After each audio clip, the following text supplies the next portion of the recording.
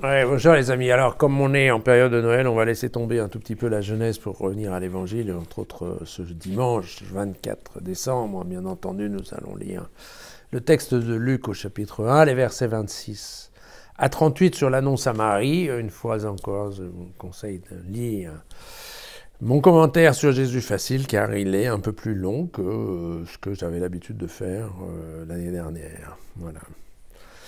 Le 6e mois.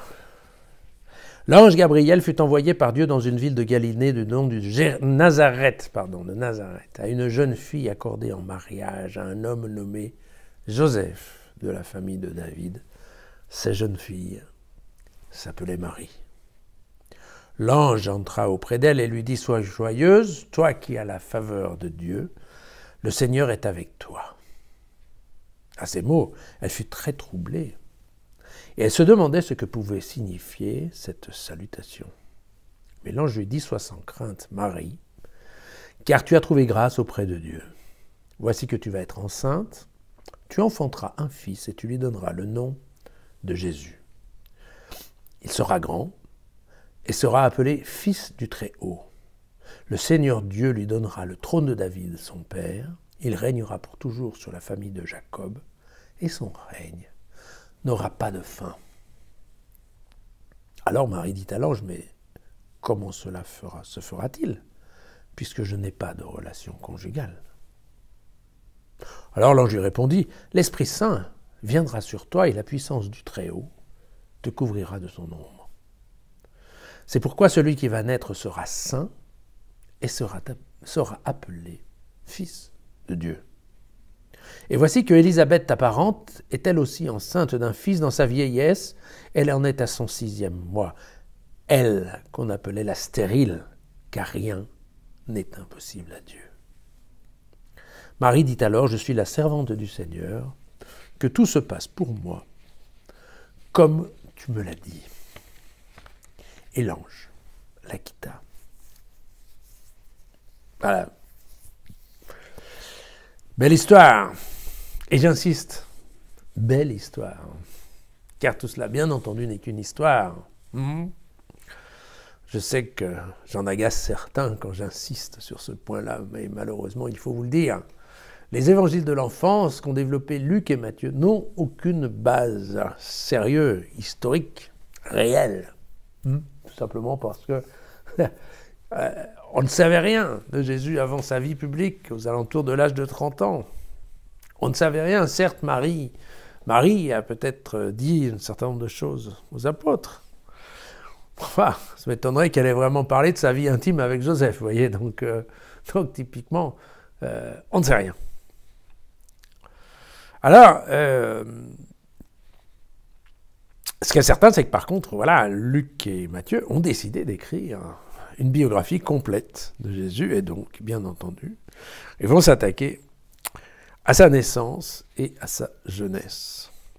À un moment où, il faut bien le dire, il n'y avait aucun doute dans la communauté chrétienne que Jésus était fils de Dieu. D'accord ? Aucun doute.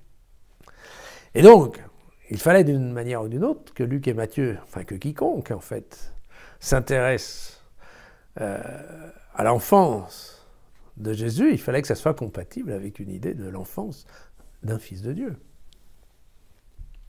Et donc, cela explique un certain nombre d'inventions peut-être que l'on retrouve dans ce texte. Alors, juste, pour bien insister, donc le nom de Marie, je dois vous dire, il est quand même cité 34 fois dans le Coran, d'accord ? Elle a bien reçu la visite de l'ange Gabriel, elle est bien la mère de Jésus, elle est bien vierge, et elle est la mère de Jésus, qui est le prophète pour le musulman, c'est un prophète, on est d'accord. Bon. Et donc, à partir de là, ce n'est pas la mère de Dieu, et bien entendu, on ne peut pas l'appeler mère de Dieu comme une appellation catholique qui est très discutée, en fait. Mais donc, comme vous pouvez le voir, le Coran intègre également la naissance de Jésus auprès de Marie. Alors, quelques points juste, voilà, le texte en lui-même ne présente pas de difficulté, mais donc je voulais quand même vous dire deux choses. C'est que d'une part, la ville de Nazareth, en fait, on ne connaît rien de Nazareth. Vous vous souvenez que dans l'évangile de Jean, quand Philippe et Nathanaël discutent, ils disent même quelque chose de bon peut-il sortir de Nazareth, genre ce bled. Et donc là, typiquement, voilà, c'est un trou paumé, et c'est un peu surprenant, mais c'est comme ça. Voilà. Alors, contrairement, on le verra, probablement demain, contrairement à Bethléem, qui elle est une ville connue. Voilà. La situation de Marie, c'est très simple. Elle habite encore avec ses parents, Anne. Sa mère s'appelle Anne, son père, je ne me souviens plus. Bon, enfin, bref. Mais très clairement, voilà, c'était un peu normal. À partir de 12 ans, on pouvait épouser une jeune fille, d'accord ? Mais elle restait vivre chez ses parents, globalement jusqu'à maturité, enfin en tout cas jusqu'à sa maturité, en tout cas jusqu'à ce que son mari puisse assumer son indépendance économique. Voilà. Et donc ce qu'on peut dire aujourd'hui, c'est clairement en effet, globalement, voilà, Marie devait avoir entre 12 et 14 ans, elle habitait encore chez ses parents, certainement Joseph avait déjà payé la dot, d'accord, et en fait c'est ça la situation, il n'y en a pas d'autre. C'est pas une question qu'ils ont habité ensemble, qu'ils n'aient pas habité. Ils n'ont pas habité ensemble. Ils n'habitaient pas encore ensemble. D'accord ? Et a priori, donc, ils n'ont pas de relation sexuelle ensemble. Les mots de l'ange Gabriel sont assez classiques dans la littérature biblique. Je vous rappelle juste le livre d'Ésaïe au chapitre 7, verset 14. « Aussi bien le Seigneur vous donnera-t-il même un signe. Voici que la jeune femme est enceinte et enfante un fils, et elle lui donnera le nom d'Emmanuel. » Bon. Emmanuel, ça a marché pour le petit Macron, mais pas pour le petit Jésus. Voilà. Alors, typiquement, le fait que l'ange appelle la jeune femme par son prénom, Marie, ça veut déjà dire que globalement, elle est reconnue par Dieu comme ayant une mission bien particulière. Je vous ai rappelé cette histoire du prénom et de la mission. D'accord ? Marie est curieuse, elle pose une question. Comment cela peut-il se faire ? Contrairement à Zacharie, c'est pas une question pleine de doutes, c'est une question ouverte. Elle dit juste, attendez, comment ça peut se faire ? Je n'ai pas de relation avec Joseph. Et pourquoi pose-t-elle sa raison ? Elle est pas bête, Marie. Si elle est enceinte sans avoir couché avec Joseph, il y a quand même un sérieux risque que Joseph, d'une part, la répudie, mais en plus, la condamne à la lapidation. Car de toute évidence, elle pourrait être considérée comme adultère. Et donc vous voyez que Marie, sa question n'est pas du tout une question illégitime, ni une question très légère.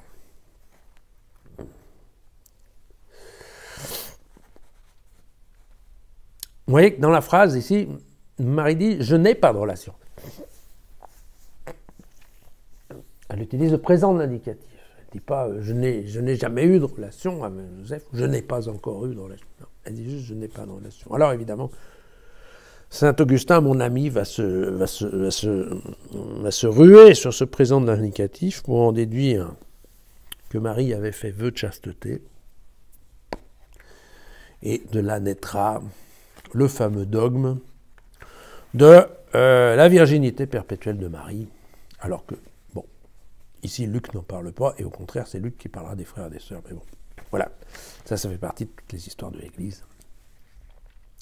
Et puis la réponse de l'ange, eh bien que, globalement, la puissance de Dieu va remplacer la virilité de Joseph, voilà, tout simplement, d'accord ? Bien. Combien de se souvenir, l'ange Gabriel, c'est le héros du livre de Daniel, un des livres prophétiques, de la fin des livres prophétiques. C'est un Daniel qui va prophétiser, entre autres, que Jérusalem va être vaincue par l'arrivée d'Alexandre le Grand. Et il faut savoir qu'à l'époque, globalement, de Luc, il y avait un livre écrit par un écrivain qui s'appelait Plutarque, qui a écrit globalement la vie d'Alexandre le Grand, et qui raconte que Dieu est intervenu au moment de l'acte charnel des parents d'Alexandre, et que sa mère aurait été touchée par un éclair, il y aurait eu un grand bruit, et qu'en fait, voilà, elle est tombée enceinte, et enceinte d'un enfant incroyablement différent. Et donc voilà. Alors, est-ce que Luc s'est trouvé influencé par cette histoire ou pas? On ne sait pas, mais enfin, ce qui est certain, c'est que globalement, l'Esprit Saint est passé par là. Alors, il est évident que dans la construction de l'évangile de Luc, Luc est parti sur l'idée qu'il allait faire un parallèle entre Jean-Baptiste et Jésus. Que Jean-Baptiste serait le dernier ou le plus grand des prophètes et que Jésus serait le plus petit de là-haut. D'accord? Et qu'à partir de là, vous vous souvenez, il va y avoir en permanence cette histoire Jean-Baptiste, Jésus, Jean-Baptiste, Jésus. Oh, okay. Alors, en fait, ce qui se passe, c'est que Luc, dans sa création littéraire, qui est l'évangile de la naissance, il va remonter au fait de façon à rejoindre cette histoire des deux cousins, déjà au niveau, en fait, d'une part de l'Annonciation et d'autre part de la naissance. Et donc, c'est pour ça que l'évangile de Luc démarre avec l'Annonciation à Zacharie. Et évidemment, Luc va faire le parallèle entre Zacharie qui n'y croit pas. Vous vous souvenez que Zacharie dit que ce n'est pas possible que sa femme Sarah attende un bébé. Et vous vous souvenez que sa femme Élisabeth, pardon.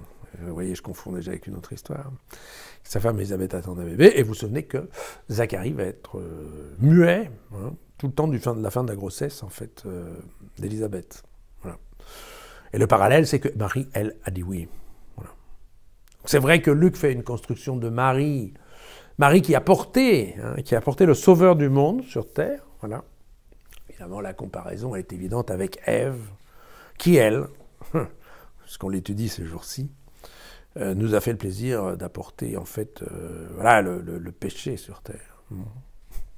Voilà.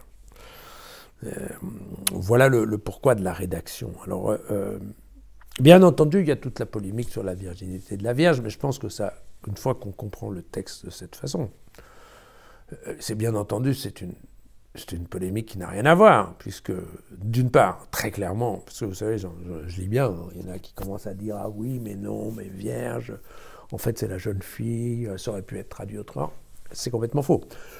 Luc cherche bien à nous dire que Marie était vierge. Vierge, physiquement vierge.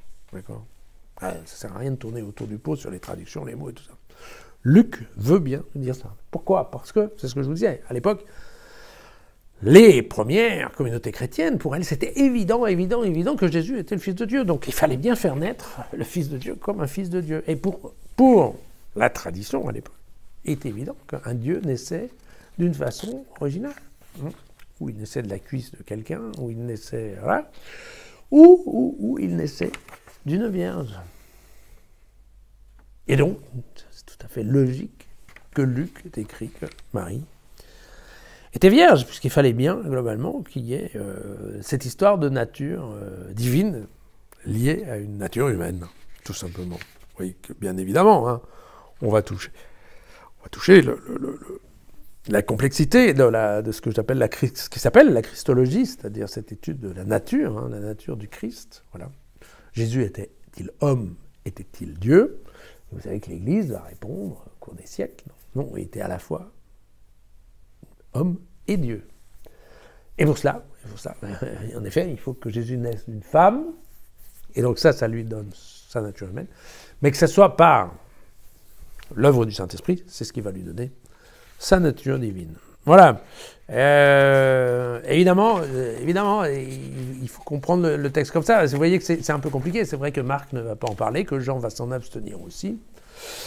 Mais bon, voilà, Luc et Matthieu, eux, se sont lancés dans le conte de la naissance de Jésus. Et donc, voilà, une fois de plus, encore une fois, je sais que je choque un certain nombre de mes lecteurs quand j'insiste sur ce problème de la virginité de la Vierge, mais encore une fois, ça ne me paraît pas être un des points essentiels de la foi en Jésus. Certes, pour l'Église, ça l'est. Pour moi, ça ne l'est pas. Voilà. Voilà. Je respecte tout le monde, il n'y a pas de souci. Mais j'essaye de vous dire comment, globalement, M. Luc a écrit son évangile. Voilà. À demain.